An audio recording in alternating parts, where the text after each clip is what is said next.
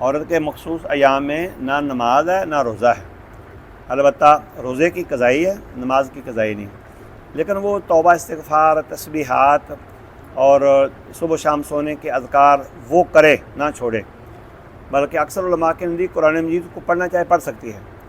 زیادہ سے زیادہ احتیاط یہ ہے کہ ہاتھوں پر لفافے وغیرہ، یہ کیا بولتے ہیں لفظ آپ، ہاں وہ پہن لے، دستانے وغیرہ پہن لے، اور اگر جیسے آج کا ٹچ موبائل کا مسئلہ ہے، اس میں تو کوئی بات ہی نہیں، یہ دھات ہے، اس کے اندر قرآن کھولے پڑھے قرآن۔ تو اس میں رکاوٹ کیا ہے؟ مرد تہجد کی نماز اور نوافل اور وطر اور سنتیں اور یہ سارے گھر میں کرے۔ آپ نے خود فرمایا لا تعطلوا بیوتکم مقابر فصلوا فیہا، گھروں کو قبرستان نہ بناؤ، گھروں میں نفل نماز پڑھو۔